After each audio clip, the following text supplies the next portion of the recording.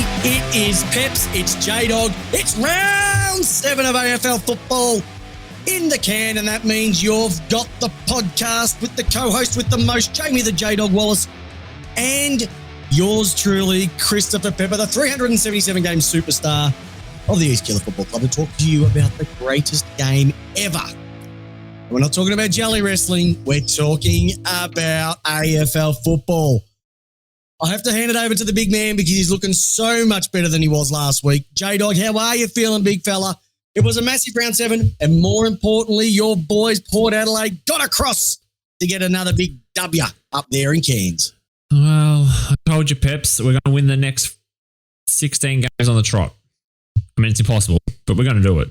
Hey, stranger things have happened.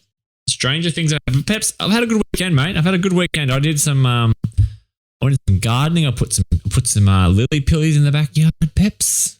Yep. I've been slowly developing the backyard, as you can see behind me. I've been working a little bit. You've got a great pool behind you there. A magnificent pool. Very, very, very jealous. Follow your dreams, kids. If you aim high, you will fall higher than most people will climb. Don't let people tell you that podcasters make no money. We make so much at this studio. Look at all the memorabilia that I have purchased without my wife's knowledge behind me. That's what happens when your team wins a grand final. You can purchase all of this after pay. Zip. Exactly. It all pays for itself. Exactly. Mortgages. Let the banks pay for this stuff. Exactly. That's what credit's for. Hey, big man, we have got a massive show tonight. Lots of stuff happening on and off the field. We're going around the grounds. We're going to go through the ladders. We're going to spin the magnets. We are going to have a look. The question of the week last week went gangbusters. We've also got our competition winner to announce tonight. We've got a couple of injuries. There's just so much to get through, and we're all going to start with spinning the magnets because that's where we like to kick things off. Actually, no, we're not. We're going to go with the ladder. We're going to go with the ladder. We are going with the ladder. All right. Let's rock the ladder out. So, J-Dog, looking at the round 7 ladder, for something different, Melbourne are 1 game clear on top of the AFL ladder. 14 games in a row they've won. Who have you played this season? You haven't played anyone yet. You guys are worse than Port Adelaide. You haven't played a top 8 team yet. You've got a very, very good point there, Jamie. We haven't played any top 8 teams. That's exactly right. We haven't played. But you can only play who they put in front. You guys are the new Port Adelaide. You can't admit a top 8 team. No, well, they are top 8. They get to us, we beat them, and we kick them out of the 8. That's how it works. Okay. Exactly. But you're right there. If I have a look at the current top 8, we haven't played any of them. That's all you can go by. Brisbane Lions had a great win against the Swans. Fremantle, both on 24 points. They're the second and third challengers to the title. Amazing win for the Rockers. St Kilda, they're in the top 4, so I'll still give them the Saints. Hey, broke their hoodoo, Peps. Saints, I have to talk to you about the Saints. Hey, Port have beaten their hoodoo. We're beating the top 8 team. It's only taken 2 years. How many did Charlie Dixon kick? So many. There you go. Didn't play, you win. Swans are in 5th. Carlton are still there. Got to talk about Carlton very soon about one individual from that team who needs to pull his head in. Geelong Cats threw a perfect opportunity away. You've also got Geelong sitting in 8th. Funny enough, Collingwood sitting in 8th. Yeah, Collingwood, sorry. Richmond have gone back to their traditional spot of 9th. Western Bulldogs climbing up, as well as Hawthorn and the Crows. Port and Gold Coast on 8 points, as well as the GWS Giants. And down the bottom with a tear in our eye, Essendon, North Melbourne, and the Wet Toast Eagles on 4 points and a percentage of 55.3. Jamie, I'm going to ask the question now. How do you see that top 8 shifting in the next couple of weeks? Well, I can tell you what. Richmond are on the charge. They've got Koch and Dusty back this week. Apparently, according to Gerard Whateley, Shai Bolton's game on Friday night was the best he's seen this year. Individual play. They played West Coast. They played a waffle thirds team. Gerard Whateley, you make me laugh. Sometimes he just comes out with some stuff, and I just don't know. Best individual game by a player this year. Unreal. Yeah, well, that's what, and you know what? That's why they get the Leave that up there, Peps. I'm still talking about it, mate. Sorry. Keep going then, James. Rambling. All right. So Collingwood. Do I see Collingwood? Probably not. Probably not. I'm going to see them going to drop out. We've got Richmond coming in. Western Bulldogs. Not 100% sure on the Western Bulldogs just yet. There's obviously a little bit going on there. But yeah, you've now starting to get, I reckon Western Bulldogs, maybe Richmond might get on a run. I'm not prepared to write them off just yet. Collingwood, Saints, did they throw away 4 points? Who knows? That's the big argument and a conversation point we're going to talk about today.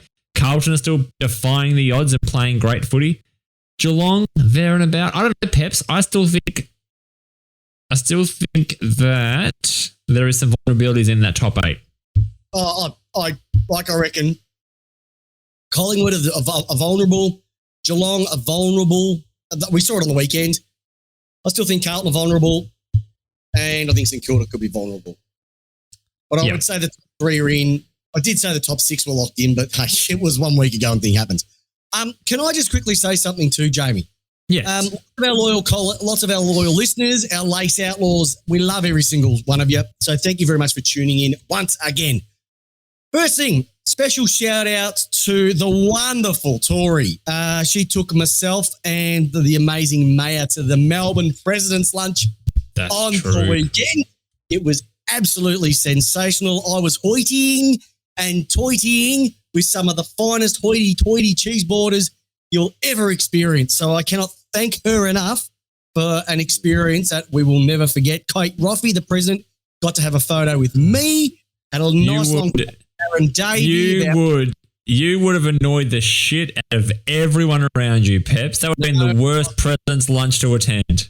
Well, funny enough, I did actually piss one bloke off because he was taking too many pies during halftime, and I did, yeah, that's enough, and I got a bit of a greasy.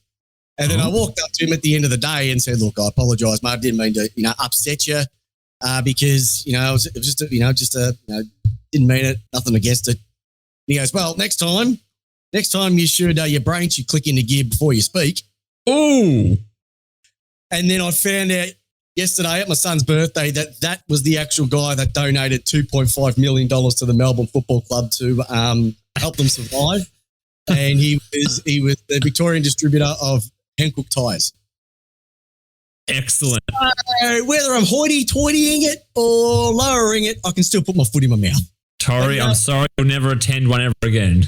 Exactly. No, it was actually quite funny because the wives actually thought it was funny when I said it too. But it was an amazing day, and I sat next to his lawyer as well too, so I'll probably get the cease and desist for this podcast coming through very, very shortly.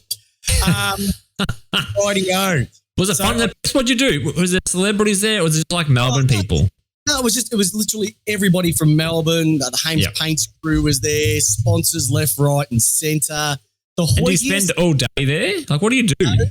What do you do at a president's lunch? Oh, you just sit there. You have lunch. You have free beverages, a 3-course meal. You hear a couple of guest speakers throughout. The president speaks to you. It's just an amazing get to go and sit in the comfy padded chairs on level 2. It was Jamie. You'll never experience it. The only time that you'll be sitting in a padded chair at a Port Adelaide game will be in the dock when your lawyer actually says guilty or not guilty, or at your parole hearing. I'm still waiting for you to invite me to the MCC, Peps. I've been only waiting 10 years for that after you stood me up on Easter. I took you and you beat us and we haven't invited you. And Jeffrey Kennett was there as well too. Jeffrey in his Hawthorn shoe. And Aaron Davey and Rumba. Everybody was there. Titus O'Reilly was there. It was a massive day. But I don't want to talk about me. I want to talk about the footy, J-Dog. Okay. I want to talk about the footy. Well, we're just trying to live vicariously through you, Peps. No one gets to do this other than you and Tori. Oh, and she took Joel, I think, last year as well. Michael, yeah. Andy Bridge, great to say Andy. He's pulling out the MCC is rubbish. Why don't we change a couple of those letters to EFC for Essendon Football Club? Rubbish. Okay. Oh, it's all coming out. Tom's coming out. You promised him an MCC game. I did, but he lives in Queensland, so when he comes down... You are a fraud, Peps. You are a fraud. Let's get into it. Let's get in and spin some magnets. I want to start with the 3 votes, if that's okay, J-Dog. Sure. There's so many good things that happened on the weekend. 3 votes. All right. And what was that? 3 votes. Okay, first and foremost, Josh Kennedy, 700 goals. Round of applause. Come on, everybody, just put those hands together.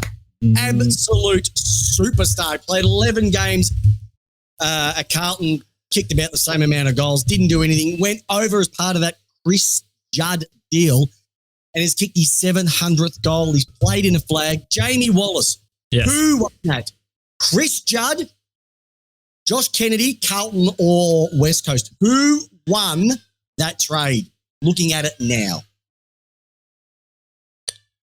You'd probably have to say West Coast Premiership. Well, he's still playing. What, Judd finished, 4 years ago, 5 years ago? I know, but Judd bought a lot to the Carlton Football Club at that time.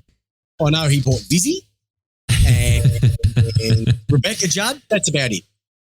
Yep. But he joins one of 28 players to reach the 700 milestone or something like that. Yep, exactly right. Now, once again, I will throw this stat out. Probably looking at the top 20 AFL goal kickers of all time. Every single one of those is in the AFL Hall of Fame except one. Who is that one that we have been plugging for year after year after year to get his slot up into the Hall of Fame? Mill Hannah. No, not Mill Hannah. Mill Hannah. It's not Vinca Toggio either.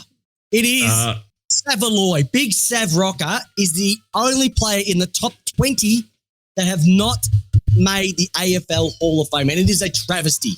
He went dominated at best and fairest at Collingwood, did the same over at North Melbourne, leading goal kicker at both clubs, won a Coleman medal as well. This guy should be up there. If Barry Hall can get it, he should be in there. Hey, if Lenny Hayes can make it, he should. The big Savaloy should be able to make it as well too. We've been going with the Lenny Hayes joke now for about 2 years. 3 seasons, 2 years like that. The Rolling Stones still play the hits that the people rolled out in the 60s and 50s, all right? Because the people want to hear it, I'm going to keep going on about it as well too. Rightio. Upsets. Aren't upsets great for the game? I love a good upset. It's good for the game, not for your footy tipping, especially if you play a joker and you come out with 3 out of 9. The Giants and the Fremantle Dockers at the Cattery, 2 cracking games. And I'll tell you what, one was a massively surprising result and one was a great result for football. So the Giants winning over Adelaide, did not see that coming, especially what they've served up over the last few weeks and all the pressure on Leon Cameron, etc. Absolutely. And then what Freo did down at the Cattery as well, 3-point win, absolute nail biter, ball tearer, cat scratcher, anchor thrower. You name it, they did it. They just scraped across the line.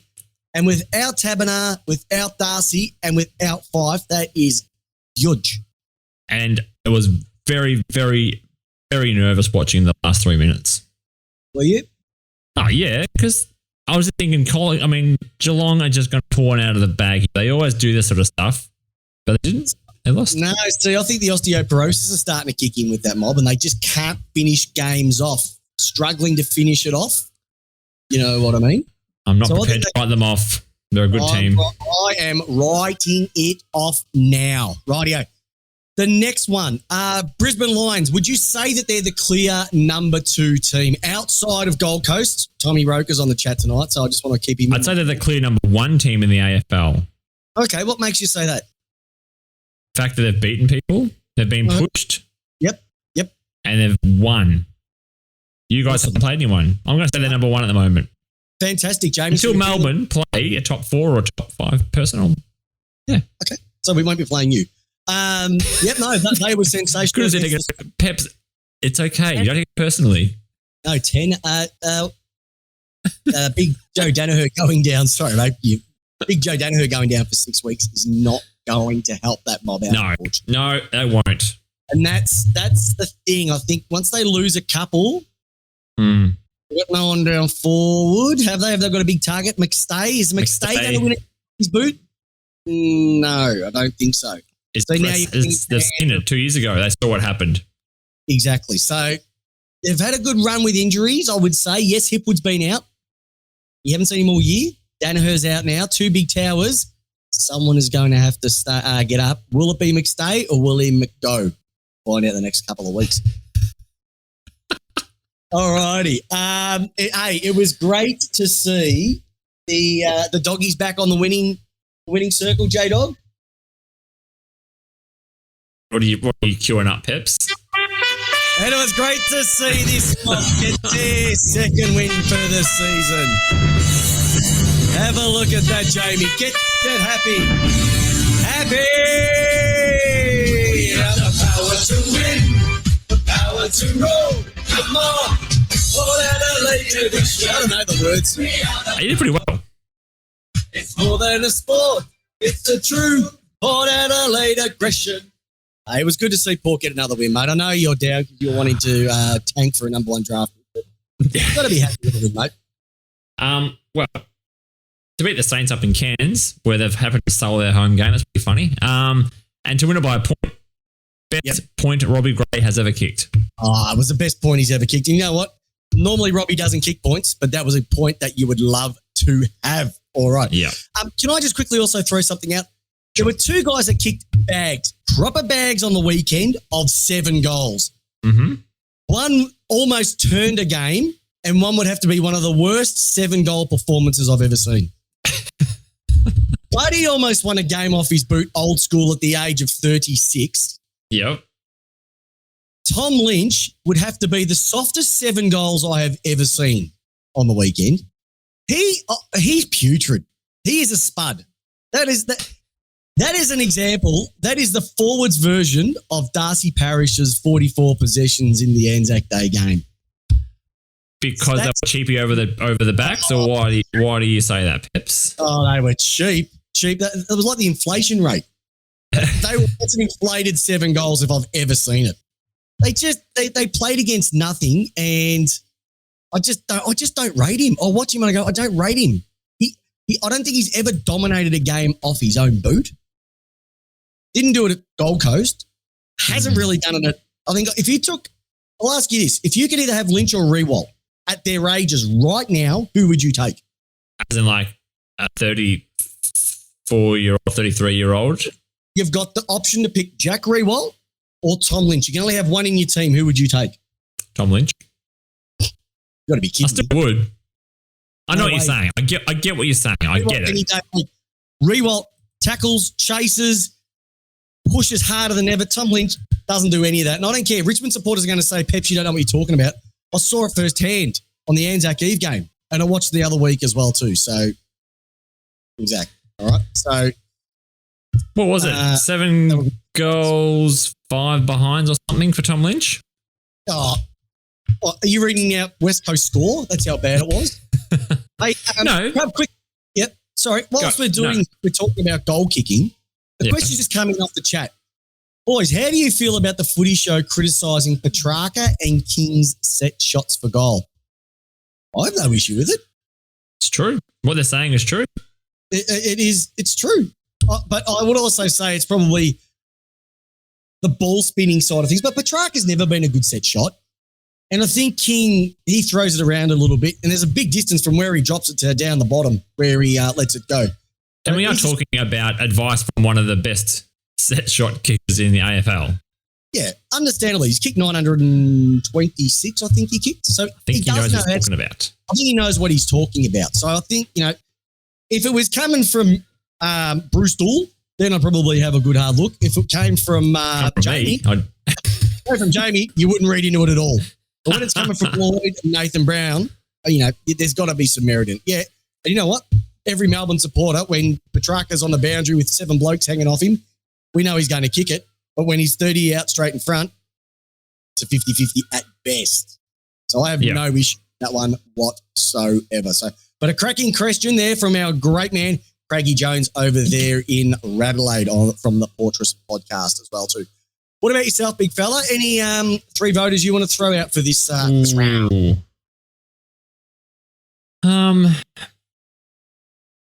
Not 3 voters. No, not really. Not really 3 voters. I've got a couple of ones that I think you've mentioned. Yeah, you've got the game that I meant that's in the drags. Okay. All right. Okay. Time to get out the big boy. Time to get out big Ron. because we know what we love a bit of Ron. Here we go. Bloody weak as piss. All right, bloody weak as piss is some of the stuff that I'm going to go through right now. J-Dog, West Coast, 109-point loss to the Tigers. Ouch. Yeah. But if you want to throw another layer onto it, yeah. Who in the right mind, would want to go to West Coast, and they've got no draft currency whatsoever, no trade currency. They are in a world of hurt, I would have to say, for at least the next 3 to 5 years. Easily. Yeah, they've got aging players and they've got no one coming through. They spent all their draft picks on Tim Kelly to bring him in. Mm-hmm. They've got to do what North have done and what some of the other clubs have done, where they've sliced a lot of their older players out. Yep. You've got to blood the kids and get those draft picks, because at the moment they are in no man's land. Well, Kelly is a second or third stringer midfielder. He's not the main banana. At the time he was playing great footy for the Cats. You've got to remember that. But I do agree though. He's not going to be your number one. So I think they probably paid overs, but it's their own fault, because he was in 3 or 4 drafts before that and they constantly overlooked him. Yeah. And then they brought him back for 2 first rounders and a player, I think. Yeah.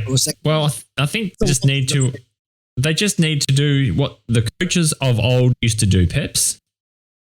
Just drag a couple of bags of cocaine into the room and then just bring back the mid-2000s Eagles. That's how they need to fix this problem. So the West Coast Eagles are back. Get the trestle table in the middle of the room, rack up a couple,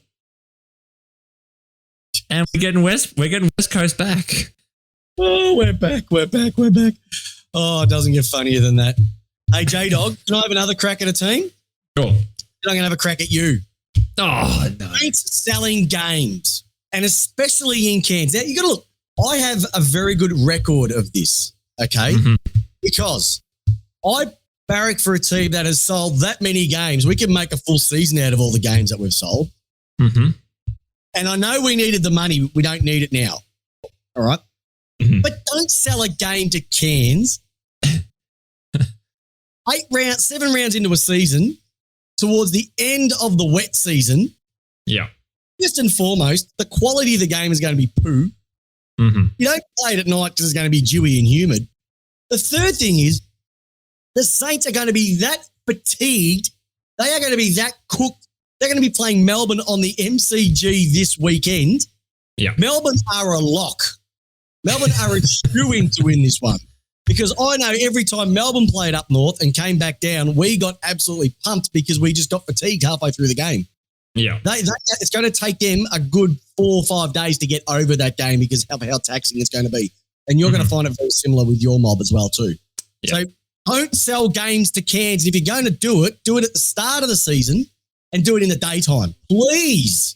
Because nighttime, that ground looked like absolutely, it looked shot. Well, and when Melbourne sold your...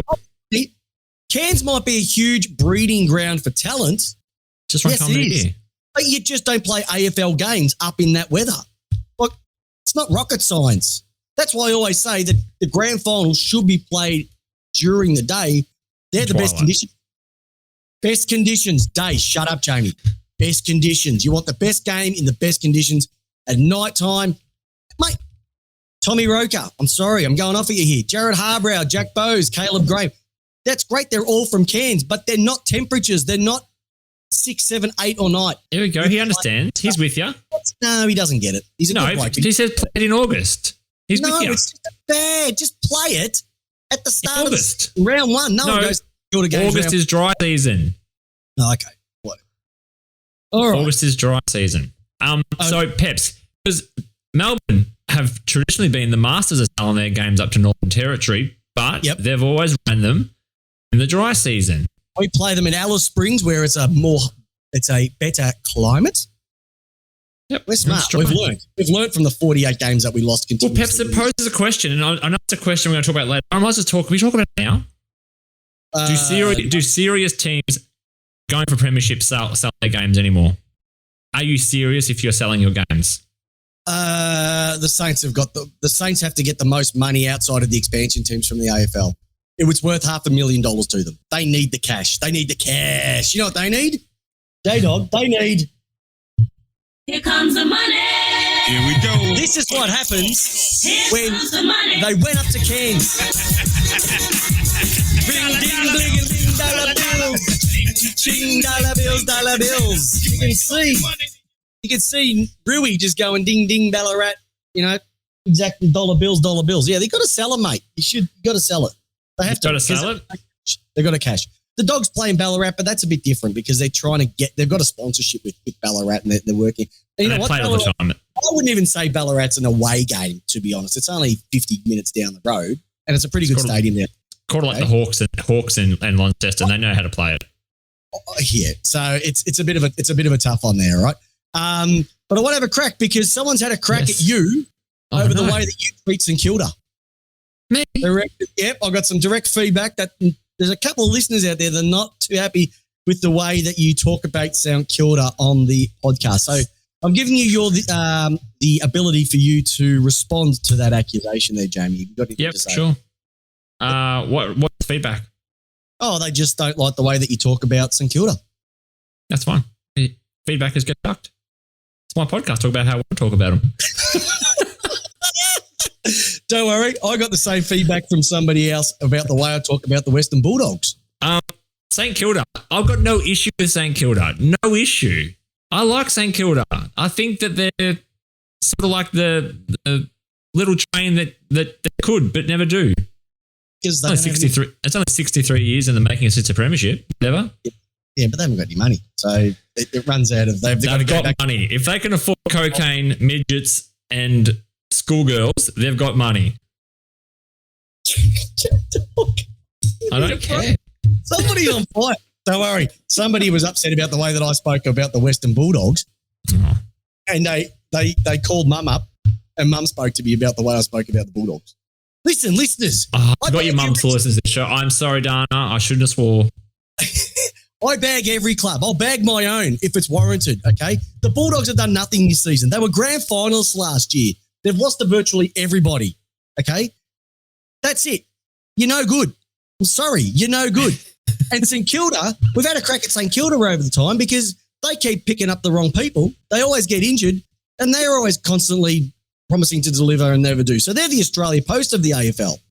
Yeah. So when they start, have you noticed we're calling them St Kilda and not Shit Kilda because they're going all right at the moment? Okay. Snags Higgins and bloody good old Benny Max King, they can kick straight. He could be probably even higher than we are. Right. So we'll get into that in another moment. Hey, right. Gold Coast and Adelaide, just disappointing. They are disappointing football clubs at the moment because they promise so much, especially Gold Coast, and I picked them to win on the weekend, and they let me down. And it's what is it? Round 7, Peps. It's the round 7 letdown of Gold Coast, though. It's usually round 6, so they've gone a little bit further this year.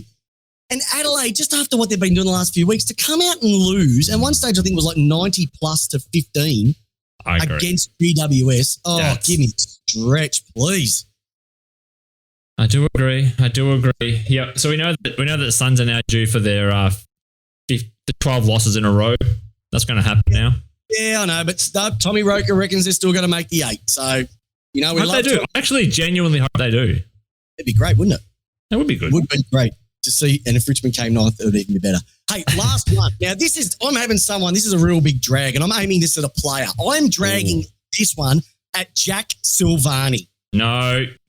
Yes, Jack Silvani. Not Jesus. I'm having a crack at Jack Silvani right here. Yes, Jesus. Mate, here's one. Glasshouses and stones, mate. You need to just remember where you came from. So just a bit of context to this. My man, my Superman, he wears the number 6 and all the greatest players ever wore number 6. Jason Horne-Francis gave him a little bit of a love tap to the Michael Tutts on the weekend and they got into a bit of a scuffle. And he starts yelling out, your team shit, your team shit. Now, he's saying that to Jason Horne-Francis. First and foremost, Jackie boy, the only reason why you're getting a game is because of your surname. And even when we look at that, you're the 3rd best Silvani ever to play the game. You're so far behind your dad and your grandpa, it's not a joke. And here's just a little bit of history. You might want to open up the history books once in a while. Your team in the last 5 seasons have ended up 13th, 11th, 16th, last, and 16th. Okay, mate? Your team is shit. You've done nothing. So before you go bagging a team who's actually trying to have a crack, you've done nothing in your career and your club's done nothing for the last 5 years. So stones and glass houses do not mix, and you are a spud. I like it. No, that's fair enough. Yeah, I'm happy with that, Peps. You want to crack it at Salvani? Go for it. But not Jo Bailey. She's amazing. Jo Bailey is amazing. I love her on the Chemist Warehouse ads. Who else, Peps? Who else should have a crack at? Oh, that's it. You want to have a crack at West Coast at all? You're happy with that? When they have a crack, I'll have a crack. All right, I'll have a crack then. I'll have a crack. All right, go for it. Floating fixture. What a farce. I thought it was supposed to stop these sort of things happening. I thought it was supposed to bring the best games to the time slots. Why is Brisbane and Sydney playing on a 4 p.m. on Sunday when it's one of the better games of the round, and you've got West Coast and the Tigers opening up the week? Why does that happen for? Oh, I've got no idea. Why are the AFL scheduling games in the middle of wet season up in Cairns? Why does that happen? Why isn't that not happening? Why are we putting games on before the AFL game up there to churn the ground up before Saturday night's game between the Saints and Port? Because just when you think the AFL is taking 2 strides forward, they take 3 back with stupid decisions like the ones that you've just mentioned there, right there. I just don't understand. The floating fixture, they said it's supposed to deliver more exciting football for the fans. We're not getting it. No, it doesn't matter. But the thing is, Jamie, it doesn't matter what 2 teams you put on. It depends who turns up. As an example, you would have thought Adelaide GWS would have been a good game. Adelaide didn't even turn up. That's true. All right, so it doesn't matter what the fixture says. The teams themselves, if they're poo and they're not turning up, doesn't matter what happens on the game day. Okay. Yep. A great question from Craig, actually. What is it? So no curtain raisers anymore, Jamie? No, I like curtain raisers. I want curtain raisers. Just time and place. Cairns is not an AFL smashed ground every week. Thank you, Jamie. Exactly. The MCG can handle that kind of stuff. You want more people to come to games, put curtain raisers. Hey, you know what? Here's the thing. Could you imagine if they had a league where if there were players who weren't playing in the main 22 played the game before, and you could watch them and you could see, oh, maybe he's playing pretty well. Maybe he'll get a game in the ones next week. That's a pretty radical idea. Crazy idea. Maybe we go with that. Maybe it was even tried 20 years ago and previous. Oh, Jamie, no, you wouldn't be right. You wouldn't be right. So you get to the game before the actual AFL game, enjoy a day at the football with your family instead of just going for the 2.5, 3 hours. Yep. Hey, yes. Can I throw one out to you as well too? This has come all the way from the US of A. Our awesome yank on the footy, Craigie the Love Muscle Wessels, Cats being compelled to play home games at the MCG. Is that the same as selling their home games? Well, I don't know if they're the ones who are making the decision to play at the G. Now,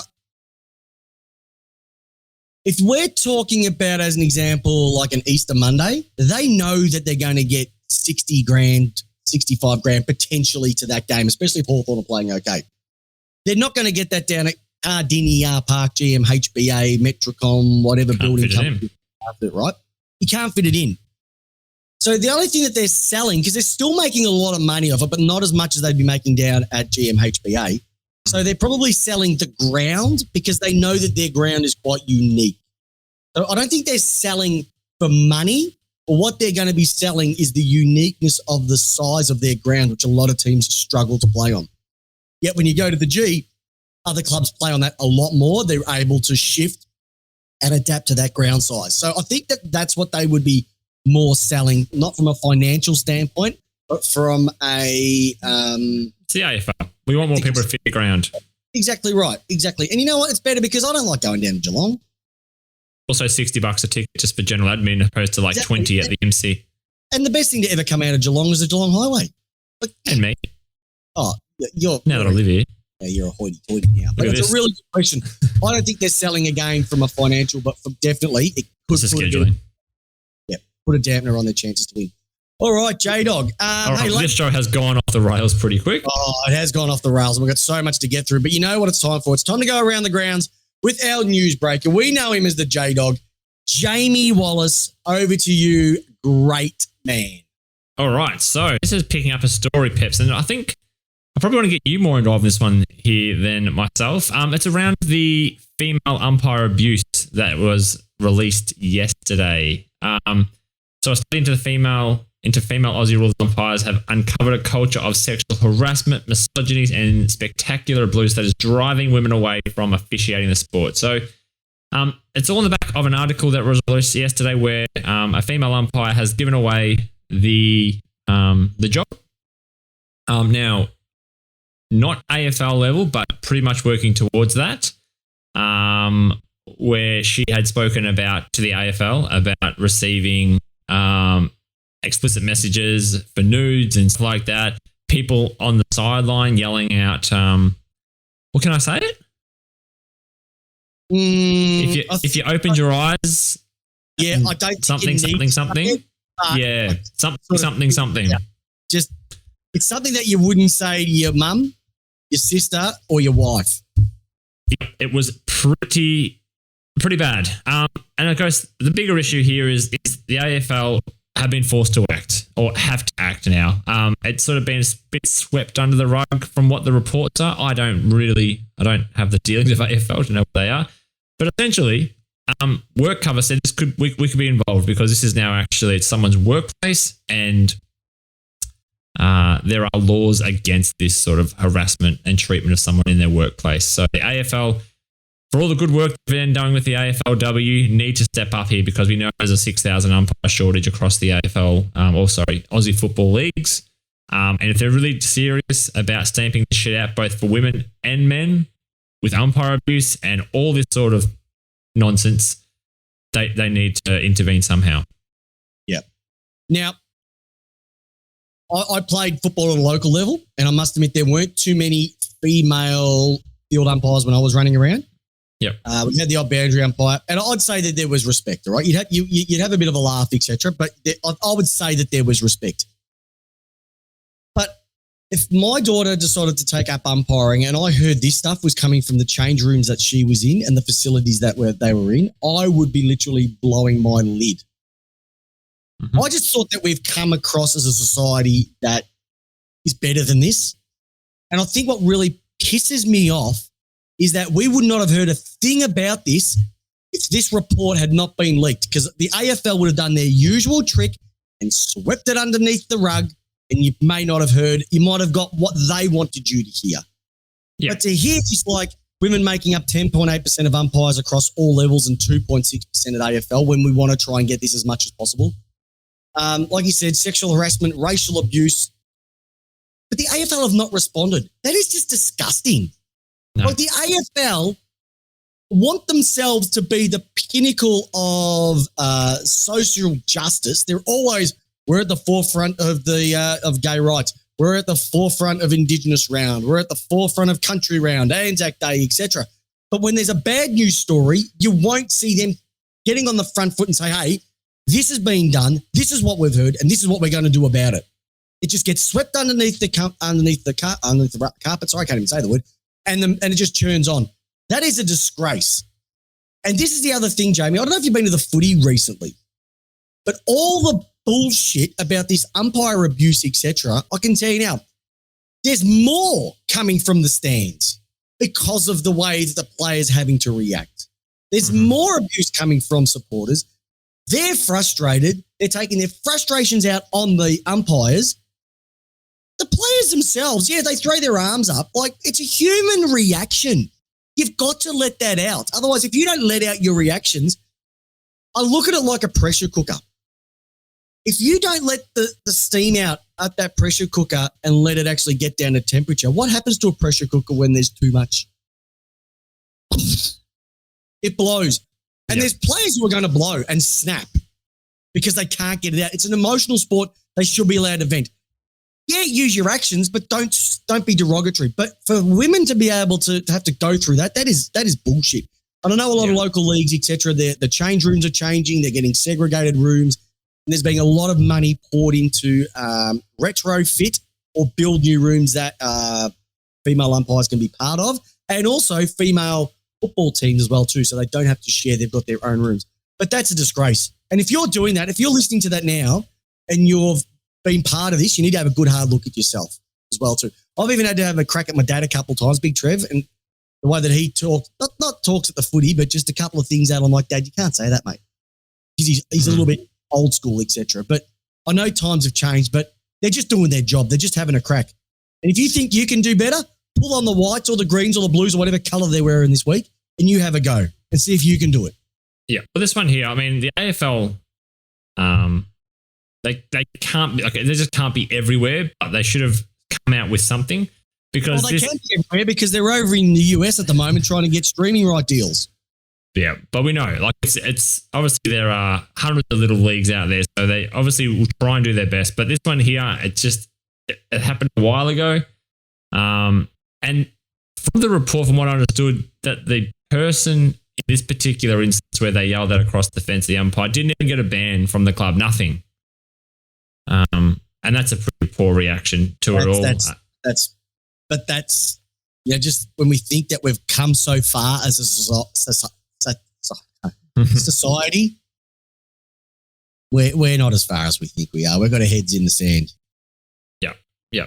But yeah, I mean, that was just something at this week that was just like, it was just come yesterday. I was like, that's reading it. I was like, okay, that's just, probably the same as you. I thought this crap was still stamped out. You're still going to have dickheads out there. There's going to be dickheads everywhere you go in life. But I probably expected something a bit stronger from the AFL around it, if not for that one particular instance, especially a club ban for that person. And yeah, I think the thing out of it is men, women, whoever it is, whatever you are, whatever you identify as, you should feel safe in your workplaces. And that's essentially what we should be aiming for anyone. I hear you, brother. I don't do this with the last to come out of this, by the way. So stay tuned. We'll be speaking about it a little bit more. Here's a cracker from Tommy Roker. Sexism and racist are systematic in the AFL. Well done for speaking about it. Well, I think, well done for us for speaking about it. We just bring up what the news is. But whoever had the gusto and the guts, real guts, to come out and bring this up into the public eye, they're the ones who got the real guts, mate. They're the Peps, good news story for the Melbourne Football Club. This is something cool. Yeah. Go for it. When I heard this. Go for it. Okay. So the Melbourne Football Club will be rebranded to the NAM Football Club for the AFL and AFLW Indigenous rounds. It will mark the first time in the club's history that both the men's and women's team have pulled on the same design for their respective Indigenous rounds. And also, Melbourne will be taking the name of the NAM Football Club for that round of football as well too. Look, I think Melbourne have got a massive connection with the Northern Territory. They're sponsored by the Northern Territory. They've done a lot of work up there. You can go in. They've actually sponsored to get one of the grounds virtually redeveloped up there to play footy up there. And just do a bit of a search for it. And what they've done with a ground in the middle of nowhere, sprinklers, they've just brought it back to life. Beautiful. At the President's Lunch on the weekend, Aaron Davey was there. He said he was down for the launch of the Indigenous round, but he didn't tell us exactly what it was. Well, this is what it was. He had some of his family there, and it was just, we've really embraced it. But this is just actually taking it to the next step as well too. So I'm bloody proud of my club because they've done lots of stupid things over the years. But this is one thing that they're putting themselves and going, it's not just about Melbourne Football Club. We're going to go back to the traditional name of the land that we've come from and the land that we've settled on, where the Melbourne Football Club is. And I think that's where the NAM has come from. Now, I have to say this though. Jumped onto the Facebook channel and saw the announcement for this. And I had to look through some comments. Can I just say, if we think that we're talking about the Neanderthal mentality of people, you should read some of the comments, what people wrote. And it is an absolute disgrace that Melbourne have sucked into the social justice warriors side of things. or they're just doing it because they're falling into line with everything. What else is it going to be? Is it going to be pension around? Is it going to be white person? I started reading this stuff, and these are from people that I know, and I can't say it was pathetic. Yeah, they're trying to recognise some of the great players, not just playing for Melbourne, but for up in the Northern Territory. And without them, we wouldn't have a game. You think about it. And for them people to say things like that, it was putrid. I even had a crack at one of them and said, well, before you start having a crack at my club, maybe have a look at your own who's won one game for the season. Yeah. And there's just no place for it. And it makes me ashamed to actually say that I know people who still have that mentality. Like, pull your head. And we're not talking about young people either. We've been people who've been around the block a few times. It's putrid. It's just, and I'm getting a few things on the chat like, come on and whatever. No. The club are trying to do something to strengthen the links to the community. They're trying something different to really embrace the Indigenous round. And then for the people to poo-poo that, it's not good enough. It is only one game. Exactly. It's only one game. Sorry, Ruboy, I thought you were having a crack at me. It is only one game and it's the Indigenous round. I think it's a massive pat on the back to the club for doing that. Yeah, and is the for the Wurrong people the name for Melbourne. So, and they've consulted the people. Tommy Roker's got this perfectly. We know who they vote for too. You know what, Tommy? I don't even think they vote because they probably couldn't even read. That's how. Look, the way Peps, but the way with all social media, it's always going to be the 0.5%ers that are on there talking about their absolute rubbish. I think that it's wonderful. It's one round only. Don't get upset about it. Actually, look it up, what it actually means, and understand that it's actually all to do with the Indigenous communities and the Wurrong people of Melbourne, which is just the name for Melbourne. But it's still Melbourne Football Club. It's just in the Wurrong language. Like it's the same thing. But I will laugh at a few things though. So one of the great comments that came through a few times was, now if Nam wins, does that mean Melbourne don't get the points? That's true. It's true, Mother. Okay. If we win, but if we lost, we don't take the loss either. That's basically yeah, we'll just sprinkle those 4 points down the ladder a little bit. Mate, I am proud. I'm proud to be Melbourne, Tory. You're proud to be Melbourne. Everybody's proud to be Melbourne. Melbourne. And my great man here, Jules, he knows who he is. It's just all about respect. Exactly right. And for you to get it, you've got to give it. And Peps, I actually like some of the Indigenous jumpers coming through. Hey, they're pretty good. Mate, they're always good. Yeah. The Hawks have got a real good one this year. I love the Indigenous and I love the Anzac Day jumpers. I just love everything. Country round, don't get it. Until someone brings out a flannelette football jumper, then I'll say they've really taken it to the next level. Hey, can we highlight someone who's pretty good? Okay. And that's our round 7 rising star. And he's Mr. Horny. He's Mr. Jason Horn-Francis. Tell him about him, big dog. Oh, my goodness. It's only taken 6 rounds, 8 rounds, 7 rounds, whatever in so far. Holy moly. 7. 18-year-old, arrived at Archer, number 1 pick in last year's NAB AFL draft. There was massive raps on this kid. It was always, was this the most locked in number 1 position other than that Jamari Hagen? Like, is that like, yeah, pretty. This is pretty much. Yeah, he was locked in from the start. Yeah. And he's a beast. He's a beast. I love him. The midfielder, one of the shining lights, and otherwise a disappointing 50-point loss to Carlton. 20 disposals, including 10 contested, 4 clearances, and 4 inside 50s, with 400 metres gained as well. Now, this kid is 18 years old, and he is ripping apart the Carlton midfield like that. And he's tearing Glasshouses Silvani one too, by the way. Cripps, he's a Walsh, all of that. Him. He is the future of North. I just love everything about him. He's built, plays football as it should be. He actually looks like a football, not a pretty boy. And he wears the greatest number ever put on the back of a jumper, number 6. Reminds me of a young Pepper when he went through the midfield before he got shifted and siffled out to the forward pocket pretty quick. A little bit more to the left, mate. No, there's no fitness. Forward pocket, mate. Bench. Chicken Back bench. pocket. I was a super sub. I never got on. Hey, hey, J-Dog, I know we played it a little earlier, but it is. Here comes the money. Here we go. Money talk. Here comes the money.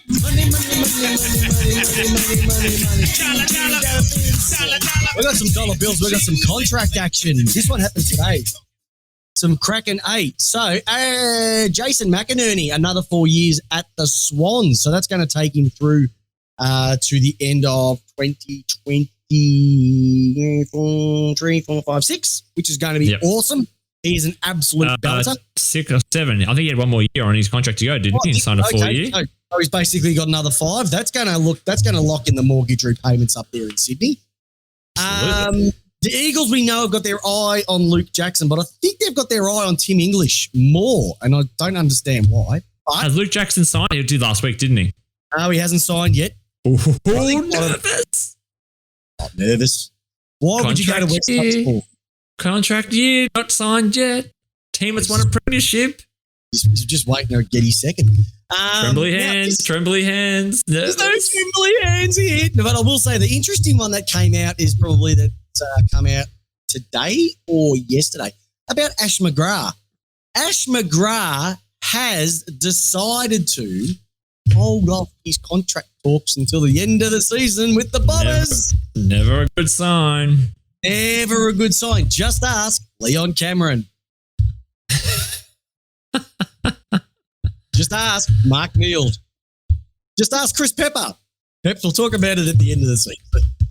Yeah, that's going to be an interesting one to sort of roll out. So he's obviously seeing what's happening there at the hangar, and I don't think he wants to park his plane there any longer, and I think he wants to fly somewhere else. You mean Andrew, yeah? You mean Andrew McGrath, yeah? Yeah, Andy McGrath. Sorry, I do say wrong. It was Andy McGrath, not Ash McGrath. I got that wrong. That's We're right. not talking about the miracle on grass. We're talking about the Brisbane Lions, Ashley McGrath. We're not going back there. the hanger highlight reel himself. Yeah, Andy McGrath. All right. Hey, J-Dog. Yes, my friend. Hey, listener question was a ripper last week, wasn't it? It went off. It was a big one. What was your pet hate was the question. Have you got some responses for us? No, I don't. Just check. Can you give me 2 seconds? Yeah, I'll give you 2 seconds. Hey, Thanks. while we were at it, I have something to let you know, is our competition winner.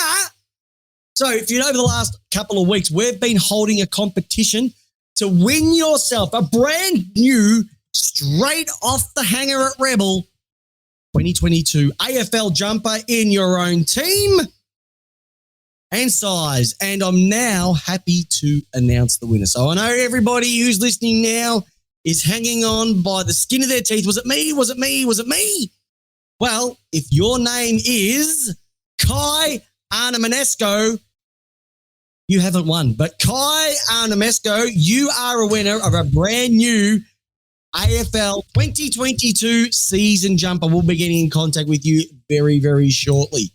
So if you know Kai, congratulations and give him a high five. And if you don't know him, just write bad things about him because he took a football jumper basically out of your hands. But for everybody who entered, thank you very, very much because it was absolutely sensational, the feedback that we got.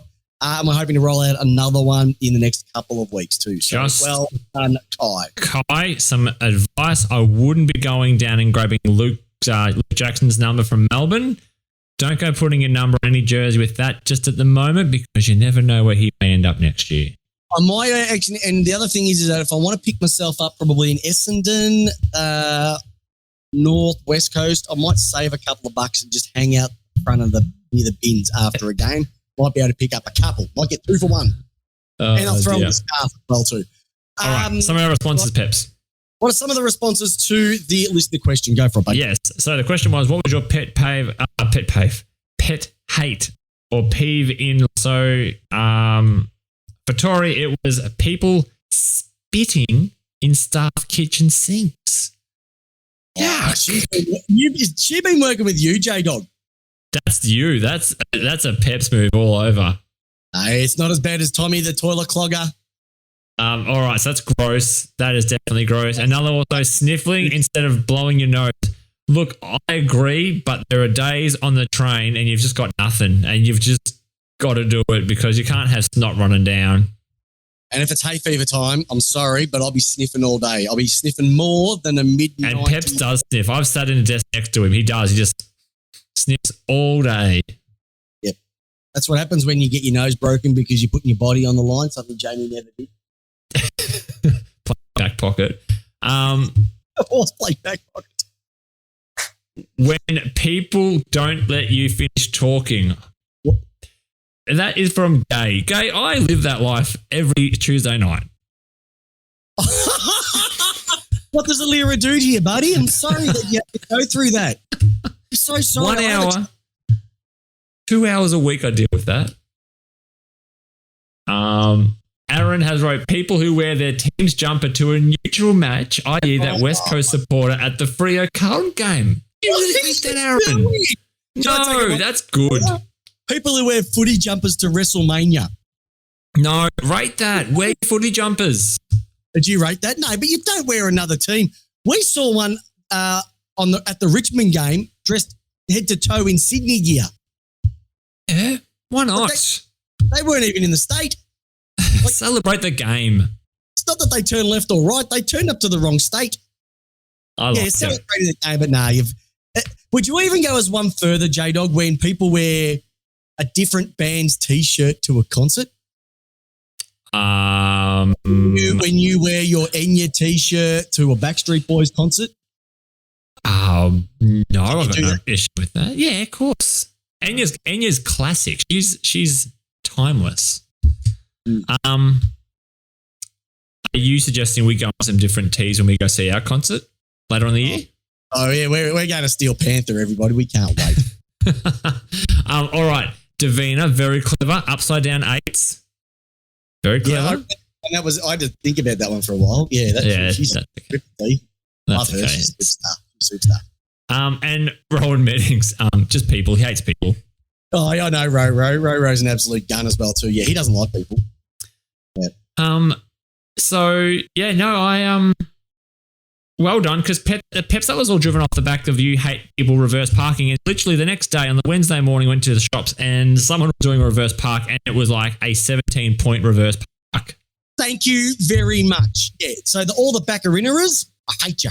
Sorry, but I hate all the Baccarinneras. Give me the. What about New South Wales, the town where you've got to reverse in on the angle? Oh, that's New South Wales. That explains it all. Hey, all right, J-Dog. Couple of things before we wrap up this cracking episode. Listener question for this week. You've thought of it, I hope. You've got one job for the entire week. Yeah. No, absolutely. I have. What is it? We'll put it on the chat after this. I don't want to go too early with the Peps. Mate, it hasn't stopped you before going early. Alrighty. Let's go 1 week at a time. Games that you're looking forward to this week. I'll give you a chance to look at the fixture. There's 2 games that I'm looking forward to this week. First and foremost, D's versus Saints. Should be an absolute cracker at the G on Mother's Day. Once again, thanks AFL scheduling for organising that one. So I won't be able to go to that one at all. So you're probably going to make a promise to someone and leave them in the lurch again? No, the only promise I'll be making to is my beautiful wife if I celebrate her awesomeness of a mother on Mother's Day. You got a present for her yet? Not yet, but that's what Saturday's for.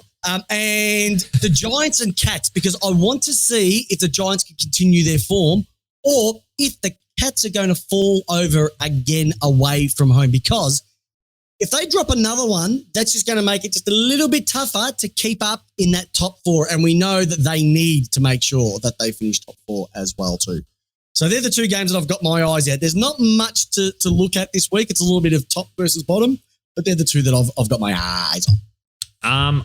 I have got my eyes on the Port and Western Bulldogs game on Friday night, just because obviously interest, but there's 2 clubs that are struggling. So that one has got get a Friday night game point swing on it. And I see that you've seemed to have suckered in the AFL, because on Sunday night at 4:40 you've got the Blue Baggers playing Adelaide Crows. Now we all know, everyone who watches footy knows that Melbourne are the specialists at a 4 p.m. Sunday night game. Hey, 4 p.m. is not a bad time frame. You do that on a Saturday. You do not agree with that. You used to crack the shits. You come into work on a Monday. Oh, footy's on a Sunday. Blah blah blah blah blah. You used to flip it. Yeah, I'm talking about Saturdays. Saturdays is better. Saturdays is better. Okay. Melbourne are the Sunday night specialists. The Tigers, Pies versus the Tigers is coming up. Swans versus the Suns. Tommy Roker's saying the Suns are going to win this week. Tommy, tell you what, you're a little bit excited by them. Maybe there are a few games out there that are the listeners. Yeah, Hawks Essendon, that'll be a good game. Okay, moving on. No, I'm 10 goals after what I saw on the weekend. They are the real deal. They're going to be good. Yeah, Richmond Collingwood will be a good game. I'm also looking forward. Literally, I actually am genuinely looking forward to the Essendon Hawthorn games because I don't know if the rivalry is still there, but definitely there's a bit of a line in the sand game. That's the famous rivalry there. And Melbourne Saints, this is the first week you play a team in the top 8, but I think you're going to have the measure of St Kilda this week. Yeah, we've got 5 people back, so it's going to be good. Hoping forward. You said it was the line in the sand game. Mm-hmm. I just think for Essendon, it'll actually be known as the head in the sand game because nothing's going to change with that mob. Hey, listeners, there you go. That's our round 7 recap of the greatest game of AFL. This is Lace Out. It's how you want your footy. From the great man, Jamie the J-Dog Wallis, thank you very much for all the Lace Outlaws listening to us now on your podcast who's joined us in live on the chat. We love you joining us every single week. We can't do the show without you. We'll be back with Tipped Out. I'll be back again with our tips for this week, so stay tuned for that one. But more importantly, even Craigie Wessel's joining us live from the US of A. You're an absolute superstar, my friend. And by the way, do me a favour. If Craig Wessel sends you a friend request on Facebook, accept it. First of all, he's got a cracking podcast called Yank on the Footy. Facebook shut his account down, which was an absolute travesty. So get onto his podcast. It's an absolute ripper. So that's it. That's our week. I'm just looking at some of these things here. Yep. Peps. I'm liking Tommy Roker, SCG, Suns Cricket Ground. I like that. Clever. Yep. Tori Williams. Yes, beautiful. Happy Mother's Day to all the mothers out there. Yes. And may the D's win again. Certainly. Love it. Carlton, 37 harms. Yes. All right. Redraw. Woohoo. All right. So, yes, that's all about the footy. Nikki Thiel with a great show. Mate, we do it for you guys. Hey, J-Dog, it's another week. Let's wrap this one up, big fella. After everything that we've spoken about, everything that we've done, tell me, how do you want your footy? I want it to lace out. And well done to a competition winner. And well done. And to all the mothers out there, we love every single one of you. Okay, so have a great Mother's Day. To my wife, Narelle, and Mum, Dana, love you both. And my mother-in-law, Kath, you're all superstars. And your wife, Valera, I know you. Valera, my mum, Marita. Have a good one out there to all the mums as well. Let's treat them like princesses and queens because that's exactly what they are. Have a great week, listeners. See you next week. See you, listeners. Thanks for listening to the latest episode of Lace Out. Head over to iTunes and Spotify to subscribe, rate, and leave us a review. And remember, join us every single Tuesday night, 8 p.m. Australian Eastern Standard Time on our Facebook page with yours truly, Christopher Pepper, and the co-host with the most, Jamie Wallis, giving you your footy how you want it. Lace Out.